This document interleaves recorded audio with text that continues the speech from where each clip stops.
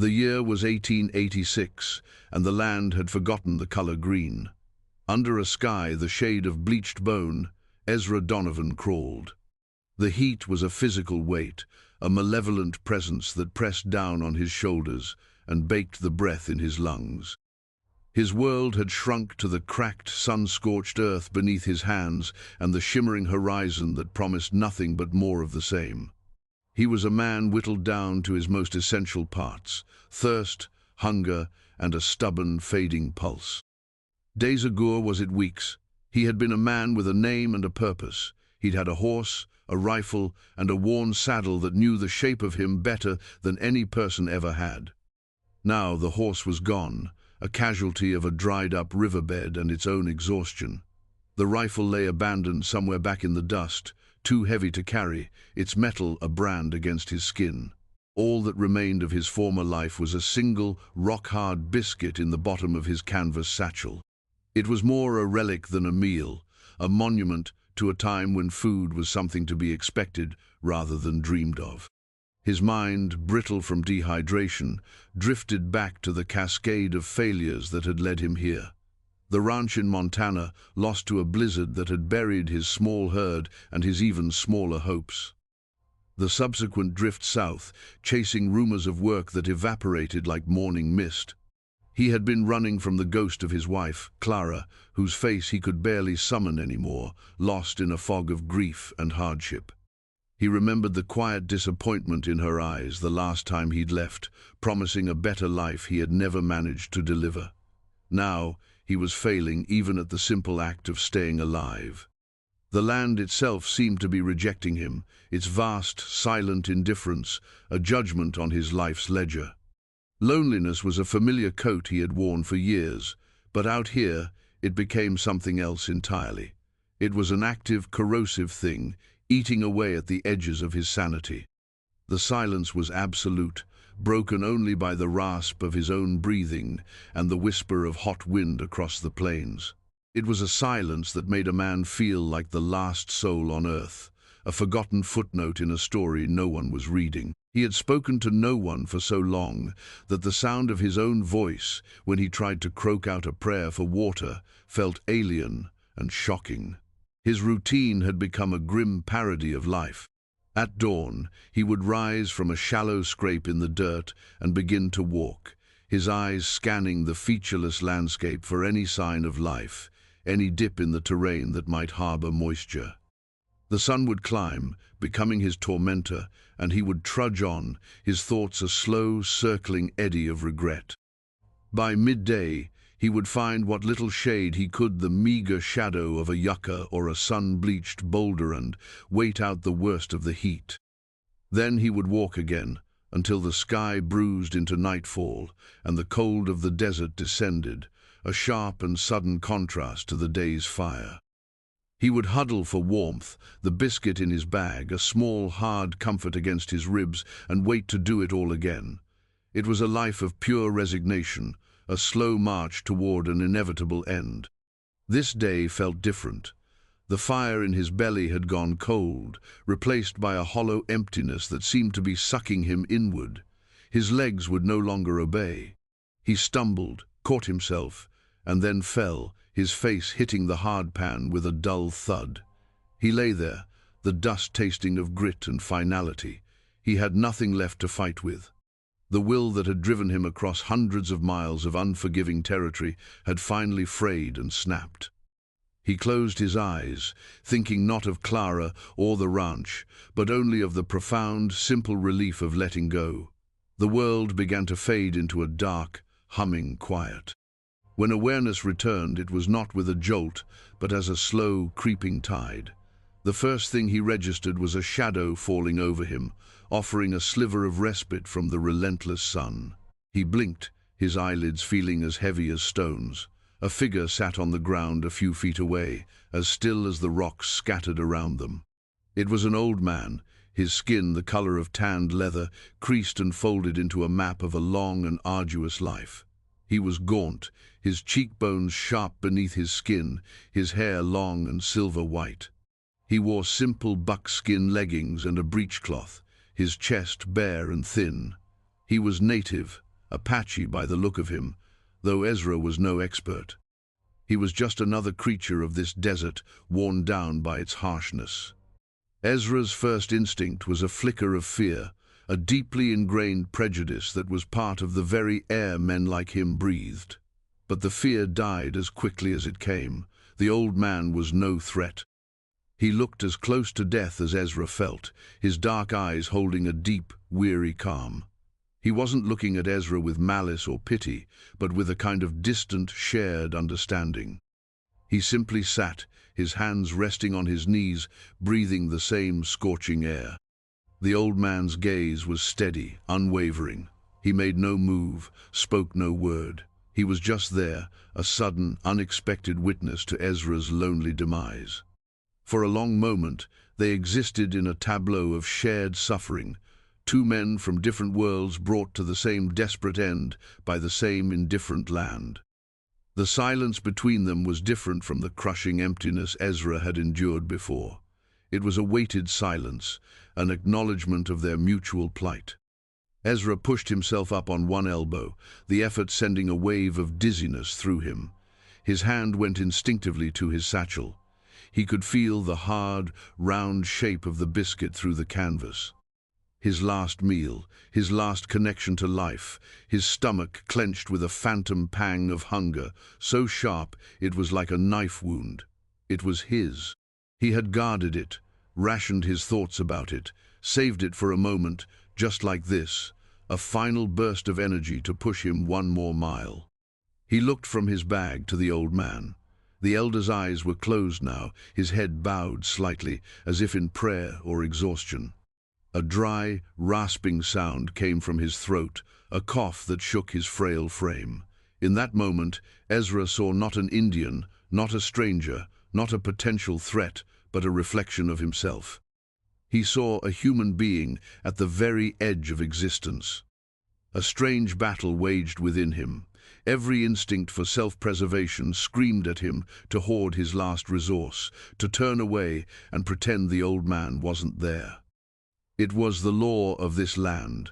The strong, or at least the fortunate, survived. The weak perished. To give away his food was to give away his life. It was madness, it was suicide.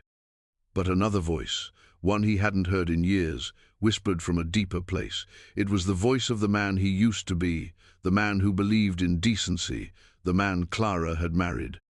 What was one more day of life worth if it was purchased by ignoring the suffering of another man right in front of him? What was the point of surviving until sundown, only to die tomorrow with the memory of this man's face haunting his final moments? To die alone was one thing, to die with a shriveled soul was another. He fumbled with the clasp of his satchel, his fingers clumsy and weak. He pulled out the biscuit. It was pale and dense, more like a stone than food. It felt impossibly heavy in his palm. With his thumb, he found the seam that ran down its middle from the baking process. He pressed, putting the last of his strength into the effort.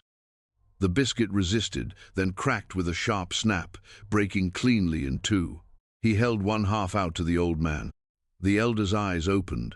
They fixed on the offered food, then rose to meet Ezra's. There was no surprise in his expression, only that same deep, quiet assessment.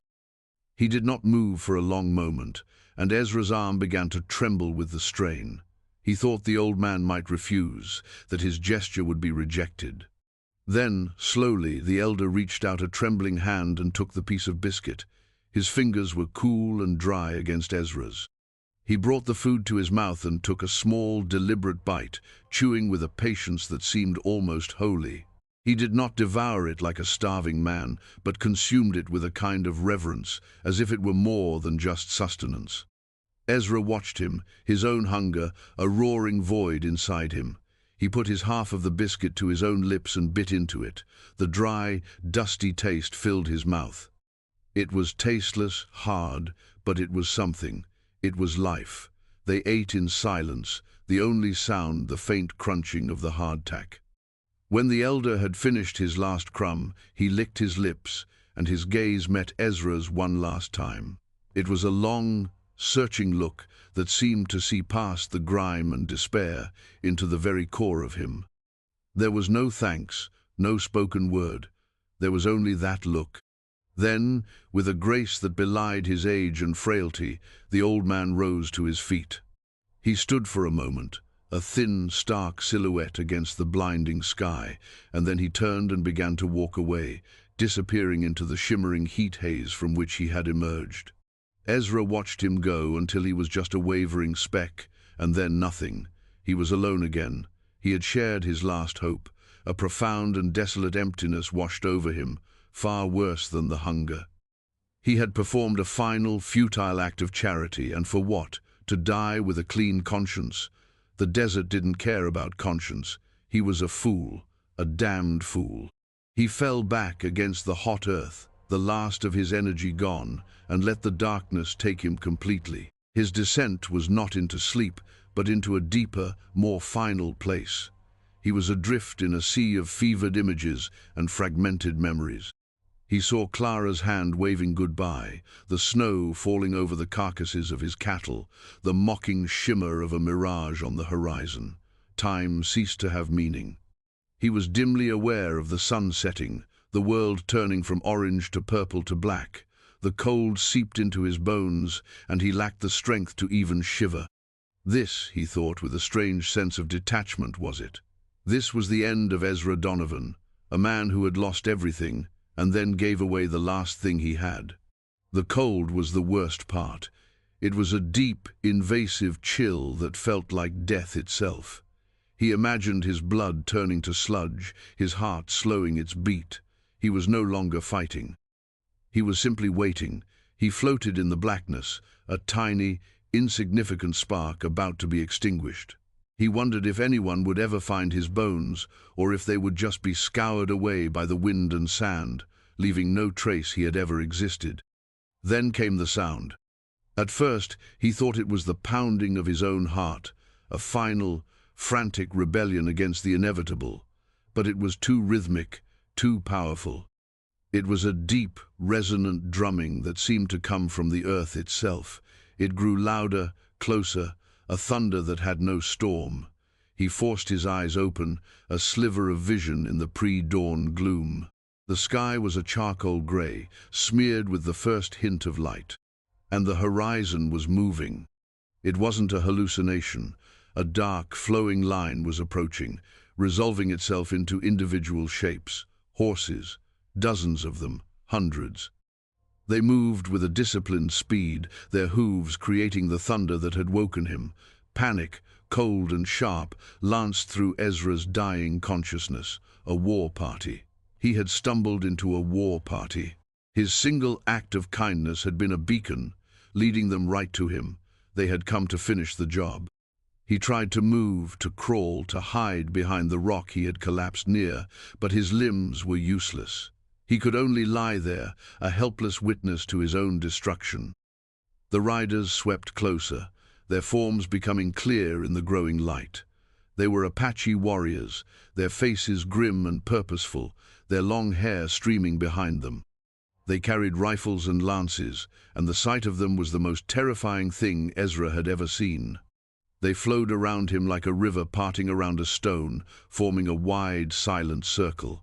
The air was thick with the scent of horse and leather and dust. 300 men, Ezra guessed, maybe more. 300 silent, imposing figures, all looking down at him. The thunder of their arrival subsided into an unnerving quiet, the only sounds the snorting of their ponies and the creak of leather. Then, from the center of the line, 2 riders emerged. One was the old man, Kuruk. He sat atop a fine-looking pinto, his posture now straight and dignified. The weariness was gone from his face, replaced by an aura of quiet authority. He looked not like a dying wanderer, but a king.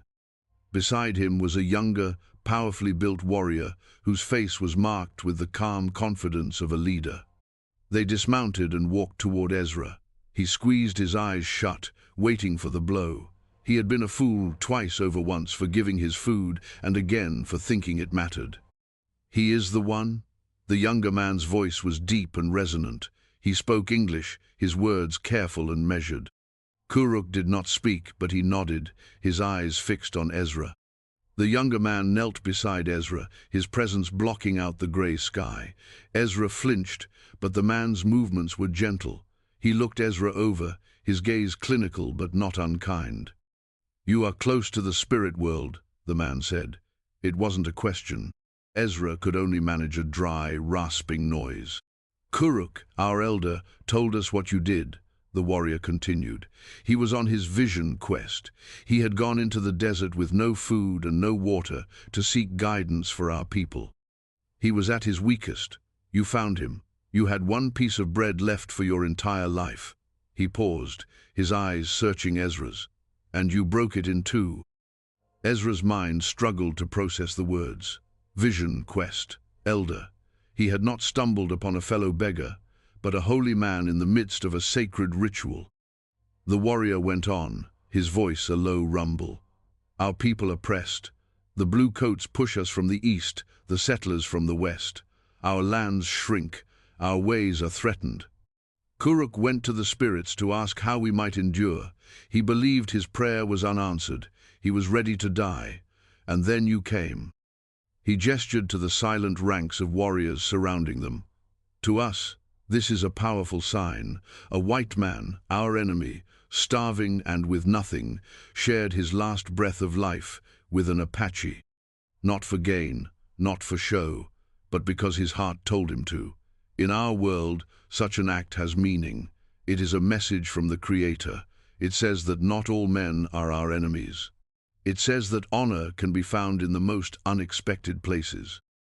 A warrior came forward with a water skin. The younger man took it, lifted Ezra's head gently, and trickled cool, clean water onto his cracked lips. It was the sweetest thing Ezra had ever tasted. It was the taste of mercy. He drank, coughed, and drank again. Another man brought jerky, and they gave him a small piece to chew, bringing him back from the brink slowly, carefully. As strength, or at least the promise of it, began to seep back into him, Ezra looked at Kuruk. The old man's face was unreadable, but his eyes held a glimmer of something profound. He had not just been a recipient of charity, he had been a test Ezra had passed without even knowing he was being graded.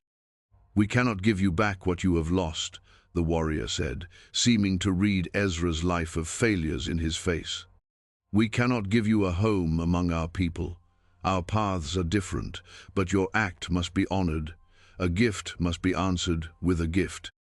Kuruk spoke for the first time, his voice soft but carrying in the stillness. He spoke in his own tongue, a series of short musical phrases. The younger warrior listened intently, then looked back at Ezra.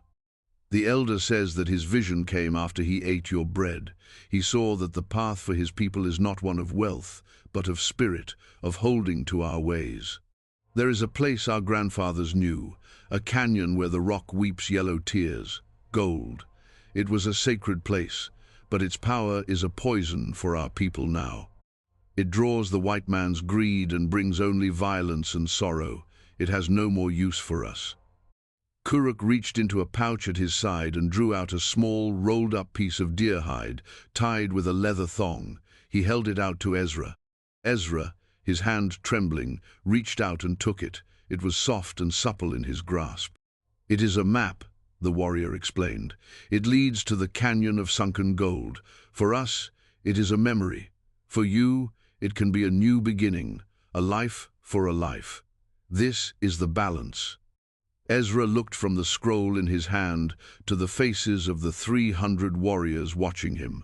He saw no hostility, no threat. He saw respect.